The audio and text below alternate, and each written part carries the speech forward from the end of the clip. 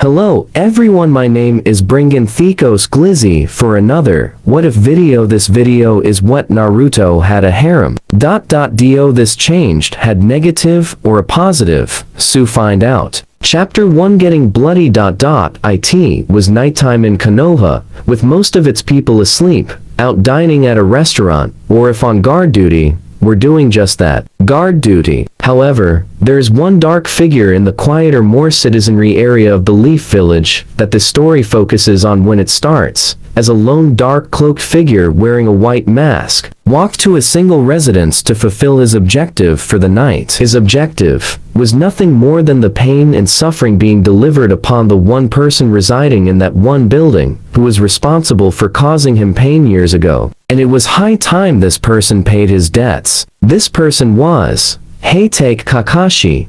Right now that man wasn't home, or at least not yet anyway, having celebrated at a local bar over an occasion the masked warrior hated with a passion. Entering the house was not difficult, as herem Kakashi was so well respected that not one citizen in Konoha would have the nerve to break into the man's house, and possibly do something unspeakable. To the veteran shinobi, they never met him before, or at least they knew him anyway. The masked figure loved the darkness of this place, wondering why in the world he spent so many years trying to be a part of the side that filled with light. Ha! What a joke that was to him now. It wasn't even funny, making it all the more ironic in the complex mind of the unknown entity. About an hour later, the masked mystery man sensed Kakashi coming home, drunk of course, and his senses dulled from several intakes of sake. If the masked figure had a shred of his old self in him, he would almost pity herem, but not now, and he would never show this man mercy anymore. Not even the mercy of death. As expected,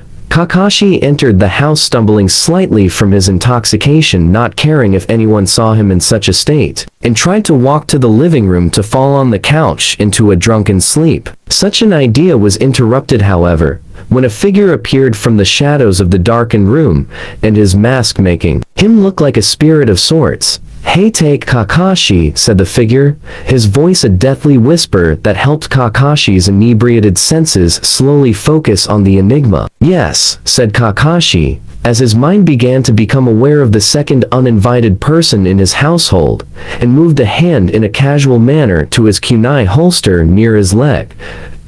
I've come to deliver vengeance upon you in the name of the one you have betrayed for another betrayer, said the masked figure, taking another step forward casually. May I ask you just who I have betrayed? Said Kakashi while he silently opened his kunai pouch. Uzumaki Naruto, said the figure, seeing the man's emotions play out on his drunken, half-hidden face. Naruto? That Kyuubi reincarnated spawn? The same Uzumaki Naruto, who killed my sensei, and so many Leaf Shinobi 17 years ago. I didn't betray him. I got justice for those that he killed when in his demon form, said Kakashi, his voice becoming more serious despite the drunken state he was in. According to who? You think I am so stupid as to believe that poor excuse, herem? I know the real truth behind your lies, and I think if your sensei knew of your betrayal to Naruto for years ago at the Valley of the End, then he would have spit in your face and denounced you in being one of his students, said the masked figure before he moved quickly and dodging several kunai and shuriken aimed at him by his prey. Shut up! You know nothing. Do you know who I am? I am herem Kakashi, the son of the White Fang, the sensei to Uchiha Sasuke, and the slayer of the Kyuubi no Kitsune, known in human form as Uzumaki Naruto, said Kakashi, trying to engage the figure in hand-to-hand combat. According to whom? Said the masked man, his voice now becoming demonic, before a flash of red appeared on the outline of his figure before the masked man moved so fast that Kakashi, sober with Sharingan exposed, would be no match for him. It can't be? He died? Thought Kakashi, his eye widening in shock, as his drunken state was nearly gone thanks to the adrenaline running through his veins, and as he reached for his headband to reveal the Sharingan eye, it was stopped by a hand on his wrist, followed by a hand on the throat. You, along with all of Konoha, will suffer, and all those in the Leaf will know that soon the very shinobi village that the Shodaime founded over a century ago with his brother will burn in hell. said the figure behind into the scared man's ears, before he gave the throat a tighter squeeze, making Kakashi fall into unconsciousness moments later. Hokage Tower the next day. Tsunade sighed, as she waited for Kakashi to get to the Junin meeting, and wondered why she was even holding onto the job she hated so much. She involuntarily grabbed the jewel around her neck that was near her large bosoms, which Jiraiya would have given his soul to the Shinigami to have his face deep in them, and said a silent prayer to the boy that made her believe again.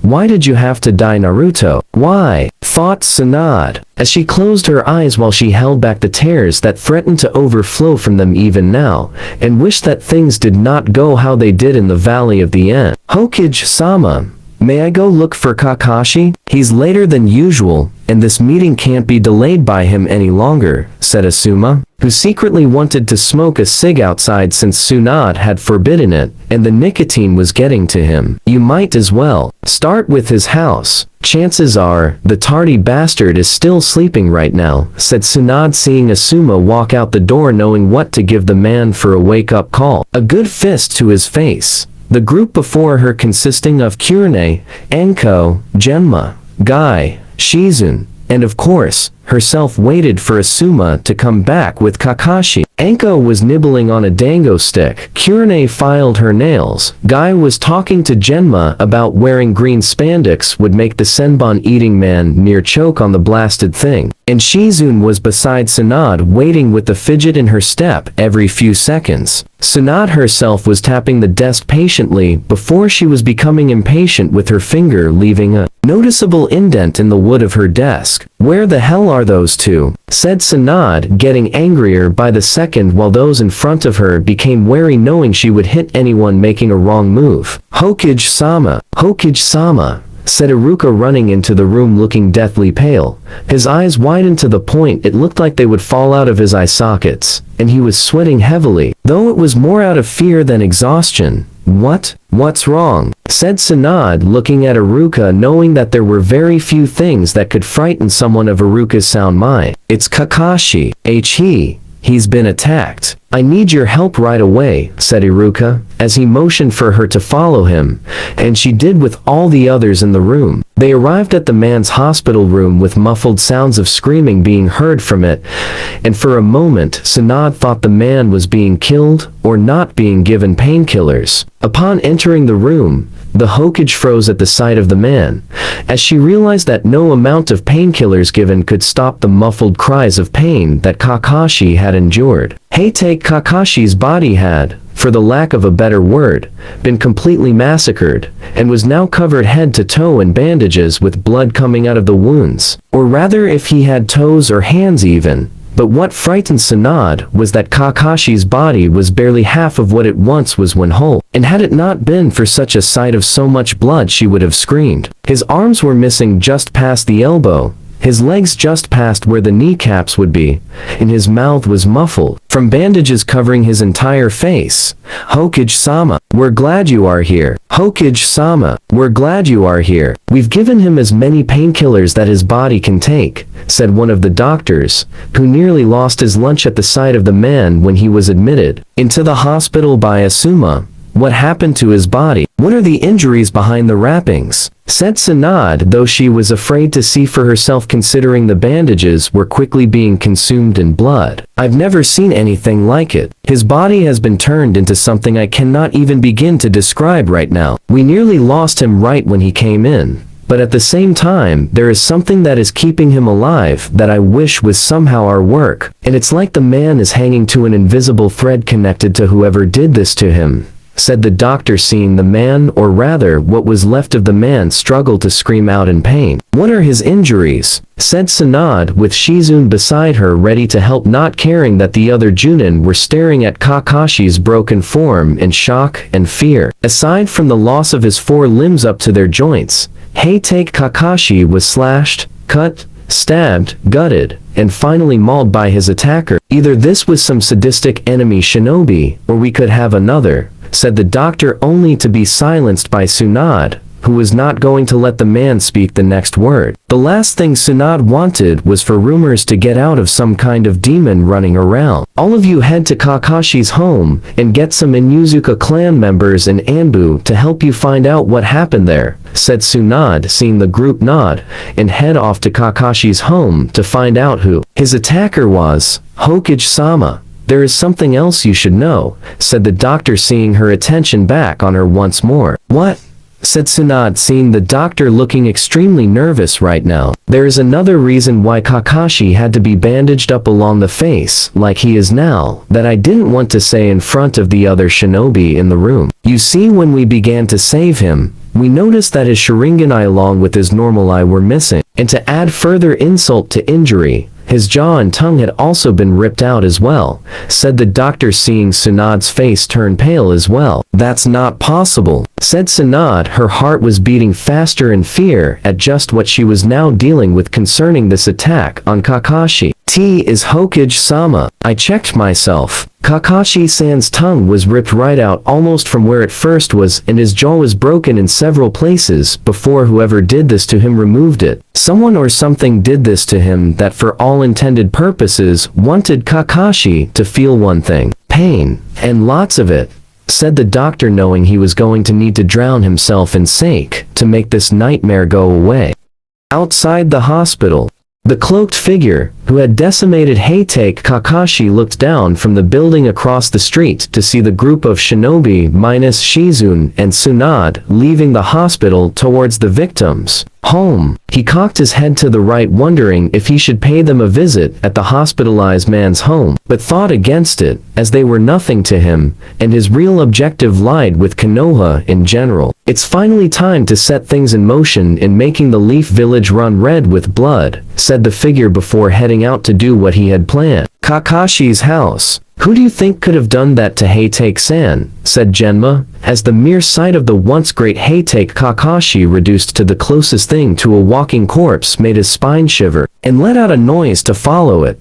More like what could have done that. I've seen my fair share of mangled bodies, and let me tell you, none of them were ever like that. Whatever happened in his house was done to punish the physical body. Kami only knows what happened to the poor bastard's mind from the ordeal, said Anko, reaching the door covered in tape with Anbu guards at the sides of the door. It's not a pretty sight in there, said the Anbu with an owl mask on, and had the group seen behind the Anbu's mask they would have seen it was greener than Mato Guy's spandex uniform. Nodding, the group entered the house, finding that aside from the taped-up living room, everything else was intact. But when they looked into the said living room area, their faces turned pale, and then green at the sight of it all. Blood was everywhere from floor to ceiling, and on each of the walls in between, with words like traitor, murderer, and cheater running all over at them in Kakashi's blood. Holy shit, said Anko, seeing the group behind her nod their heads in agreement. We're here, said Kiba with Hana behind him with their dogs, only for the said animals to cower in fear at the scent that gripped their noses. What's wrong, Akamaru? Said Kiba, knowing that the scene was horrible,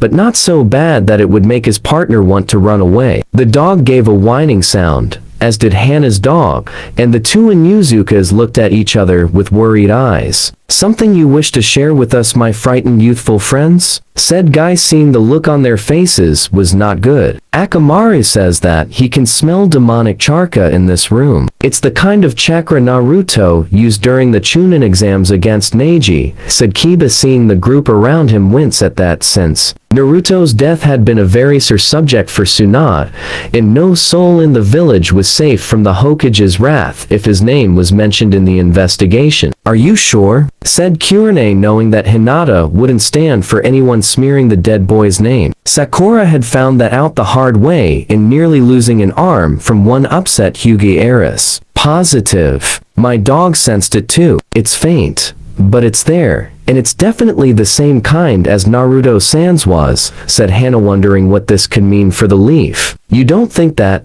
Said Kiba, only to be silenced by a glare from his older fellow shinobi. We don't know. It's all speculation right now. Let's continue to gather what evidence we can, and then report it to the Hokage when the time is right, said Kurine with the others in full, and began to help the investigative team find out what happened. Hokage's office 4 hours later. Sunad collapsed into her chair exhausted from using every medical trick, technique, and jutsu she knew of to fix what she could of Kakashi's body. She was so drained right now she didn't even want to touch Sake right now.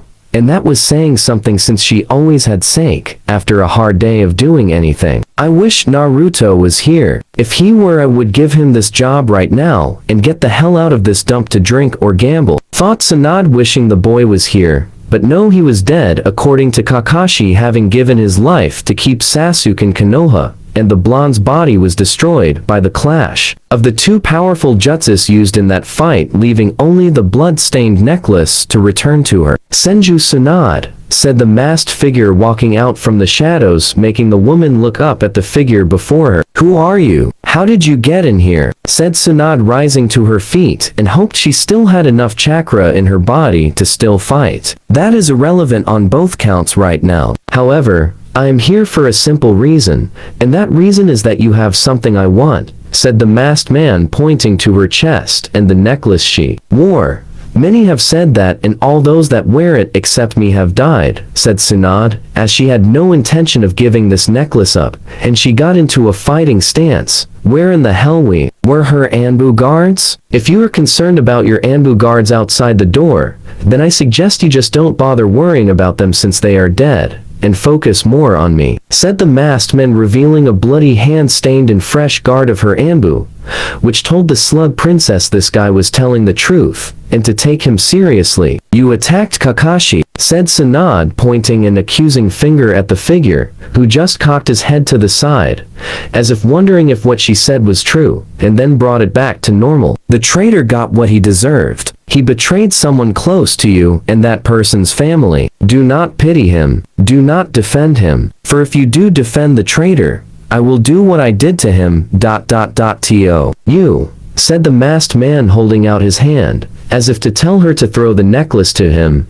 and a seemingly confident belief that she would. Need I remind you that I am a Hokage, and to attack one will make you an enemy of the other hidden villages, said Sunad, hoping such a fear as being hunted by all 5 hidden villages would make the enigma falter and give her the opening she needed. He didn't even budge. Nice bluff, Sunad, but it won't work. I've already destroyed a good portion of them already, and those that survived have already submitted to me, said the masked man, with the sound in his voice sounding quite pleased with his work. Wait, Iwa, Kumo, and what was left of Mist have submitted to you. Then that means you are the, said Sunad, her heart going much faster, as the memories of the various reports she got about those villages being decimated, and how they submitted to a single entity in the aftermath responsible for it. Correct. I am the Ukokage, said the masked figure, seeing her eyes widen at the title he gave for himself, though there was no actual hidden village to speak of he called his own. He was a kage without a village,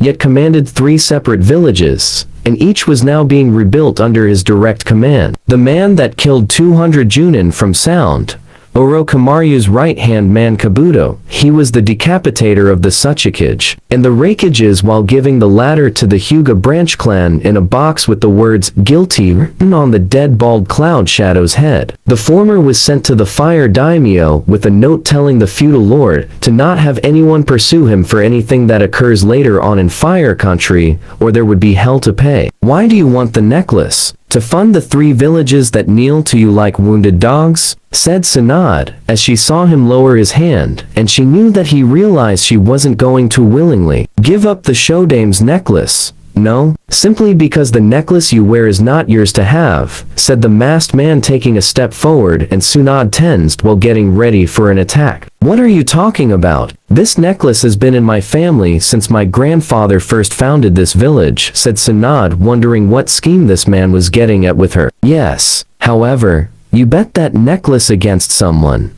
Who won that bet? And it belongs to him, said the masked man, taking several more steps forward, with Sunad taking a careful step back. What are you talking about? This necklace has been in my family since my grandfather first founded this village, said Sunad, wondering what scheme this man was getting at with her. Yes, however, you bet that necklace against someone. Who won that bet? And it belongs to him, said the masked man, taking several more steps forward, with Sunad taking a careful step back. that person is dead. Killed by the curse of this necklace. Why you claim it to be yours, I still don't see, said Sanad, feeling her body sweating.